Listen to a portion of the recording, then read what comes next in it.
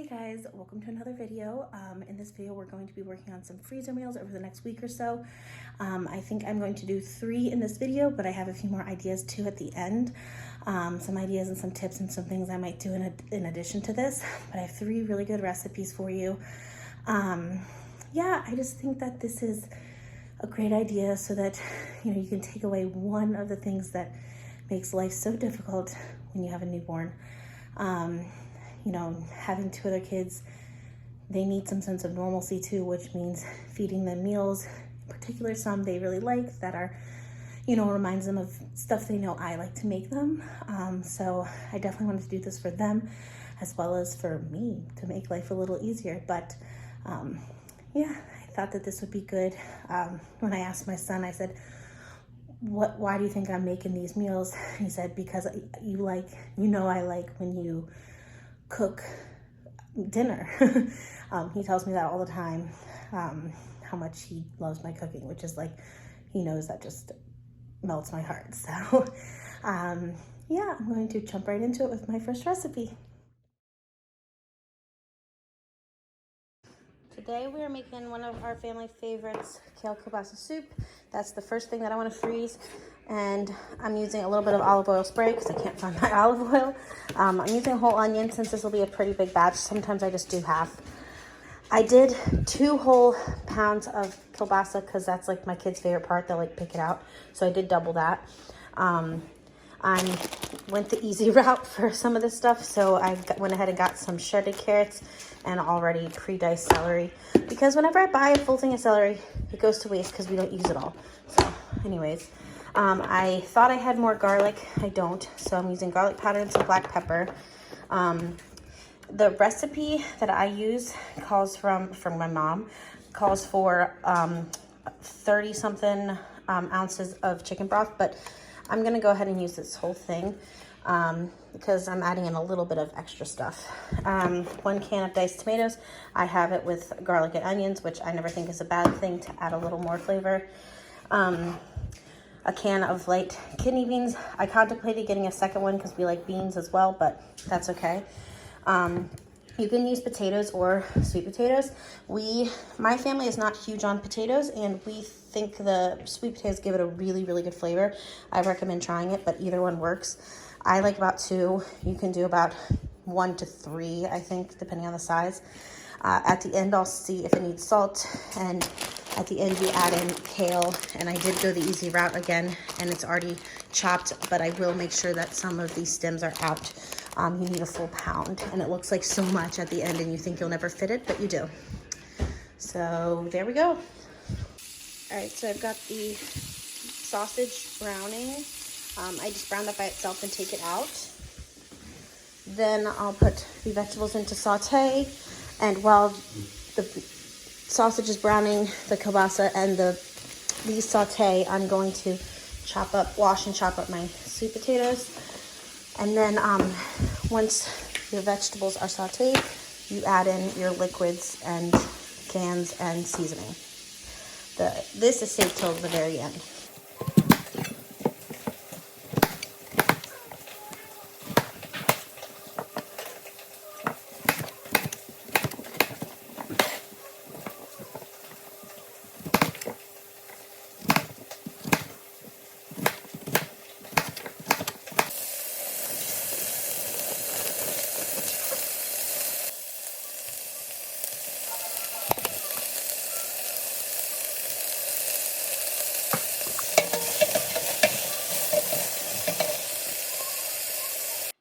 So to make sure the vegetables had room to saute in the pan, I had taken out the sausage, but once they were nice and browned and slightly wilted, I added the sausage back in, my beans, and then my diced tomatoes and chicken broth, and let that come to a boil.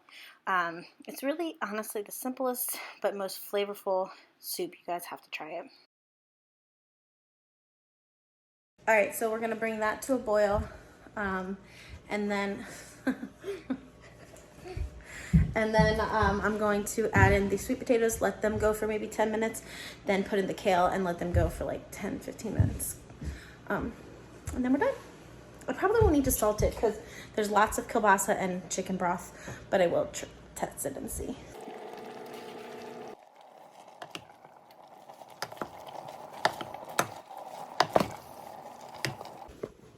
I went ahead and added 2 cups of water because I felt like it could use it.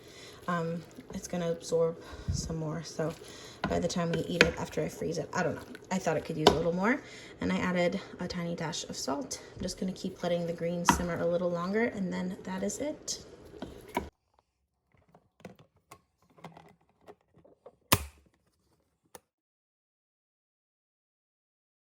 Meal number 2 is enchiladas.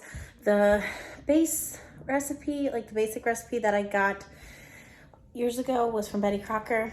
I'm using chicken instead of beef, and then I also like to mix in refried beans and some corn into the whole mixture, and that's what I stuff our enchiladas with. We just like it that way. So, and there's a few other changes, so I will show you guys how we make it. All right, so I've got 3 chicken breasts that are chopped up pretty small. I'm gonna season it with taco seasoning, which isn't part of the Betty Crocker recipe, but I use that for the chicken. I think it tastes good. Too. Yeah, all he could find in the grocery store apparently was diced jalapenos instead of diced green chilies. So I'm going to use some of these, probably not all of them because I think it'll be a little spicy. This is also a double recipe because we're having half of it for dinner and then the rest we're freezing. So we have 4 cans instead of 2 of red enchilada sauce. I don't know if I'll use 2 full cans of refried beans. We'll see. And I'm going to mix in this corn. Mexican style with red and green peppers. This is just the chicken with a packet of taco seasoning, no liquid added. I didn't feel like I need to add liquid, like usually add water to like beef tacos, but because I'm going to be adding this, I'm going to do 1 full can in here and then mix these in and we make this big whole beautiful mixture. They smell pretty spicy, so we'll see how much I want to do. All right, so here's the plan. I split 1 can of red enchilada sauce between these 2 pans. One of these we're gonna freeze, the other we're eating tonight. It came in a pack of 2, so I'm just gonna use it. And I'm gonna put 8 tortillas in each one. They will be a little tight length width-wise, I guess that's right, but we'll make it work. I will put a can of, I will put a whole can of red enchilada sauce on top of each pan. 1 on this one, a second on this one, because I always find that I need more than the recipe calls for, so I'll do a full can. So I ended up putting probably a tablespoon or 2 of the jalapenos in here because I felt like it might be spicy. I'm letting the enchilada sauce sort of simmer for a couple of minutes and then be mixing these babies in. Oh, and the main reason that I do the corn and the refried beans inside is, first of all, my kids always like when I mix refried beans into their tacos and stuff like that, but also it makes it feel like a more complete meal and I don't feel like I need to serve anything else with it. So they got some beans, they got their chicken, they got corn, could use some more greens, but overall, like, the point of this is to take it out of the freezer and have a home cooked meal ready for my kids and my family, and I don't want to have to like think of a side to go with it, so it makes it feel more complete to me, and it's like sneaking in some healthy things that I want my kids to eat, you know. So here is the beautiful mixture with everything in it, and I am going to stuff these tortillas and roll them up and then bake them.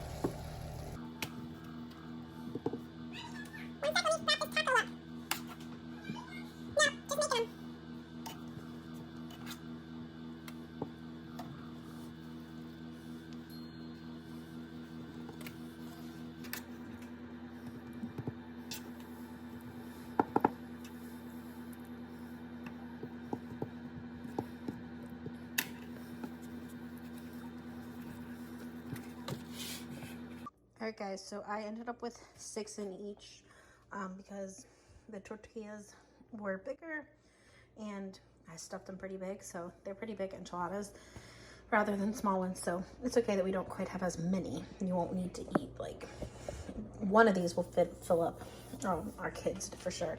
I left 2 with no cheese because that's what my 8-year-old, he doesn't like melted cheese. And I did the smallest ones at the end with cheese for my 3-year-old. That was my logic there. So I'm gonna go ahead and put this in the oven at 375 for, I believe it's like 20 to 25 minutes, and freeze this one.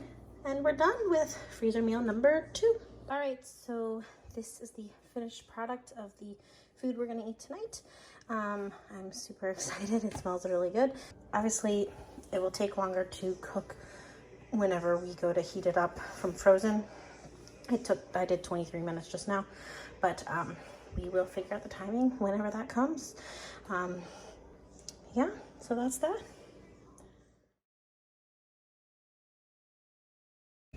All right, guys, we are on to our third and final freezer meal that I'm going to be actually making in this video. I have a few other ideas I'm going to talk about, but it is stuffed peppers, which is a meal that me and my husband really like. The kids, I think especially my older son, David, he seems to like it too, but it's more for me and my husband. I have chocolate on me. I just realized that. Yeah, pregnancy life. Anyways, I'm going to show you guys how I make my stuffed peppers and how I'm going to adapt it a little bit for like a freezer meal. All right, you can see that I am rambling sort of during this clip, but what I was explaining is that one of my peppers was bad, so I was having a hard time. I was going to make 6 peppers instead of 4, so I was trying to figure out the math of it all. But it didn't really matter because in the end, my husband ended up picking up 1 more pepper for me. So there we go. So basically, I'm using 6 peppers, various colors because I just think that's pretty. Instead of just 2 cans of the tomato sauce, I'm going to use 3 since once again, I'm making this slightly larger. I'll be seasoning it with some salt, and then I will use this pre-minced garlic because I've been lazy lately, and then I'm probably going to use the whole onion. I will dice that up. For the beef, I need 1.5 pounds. This package here has 3 pounds, so I'm just going to split that in half. And then I have my husband's rice that he has for his meal prep, and I'm going to steal about a cup and a half of that and mix that in. Then finally, my secret ingredient is some peas. Again, this is my way of making it more complete with some veggies, and it's a nice little sweet, I don't know, addition. It goes really, really well in these, so I would recommend it. It's not in traditional recipes, but try it. Then, of course, we will top it with some cheese.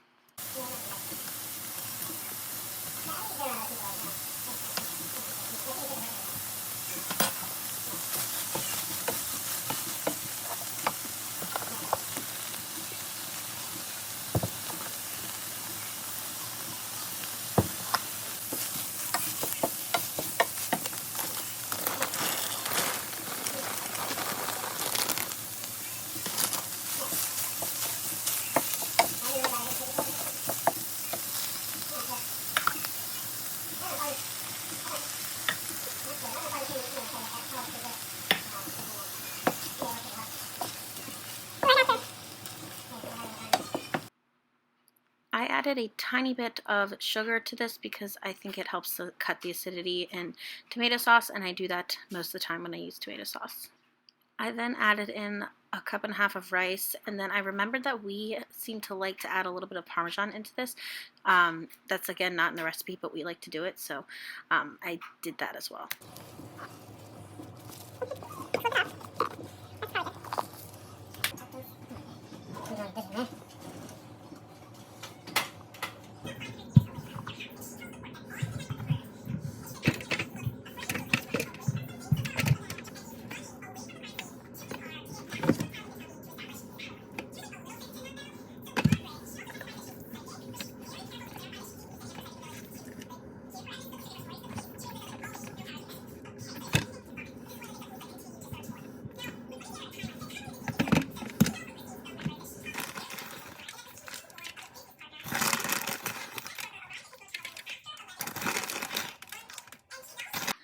Since the stuffing is already completely cooked, I'm not going to cook the peppers right now. When I find that when I heat it just like this, the bell peppers cook through perfectly fine. So I'm going to freeze it just like this.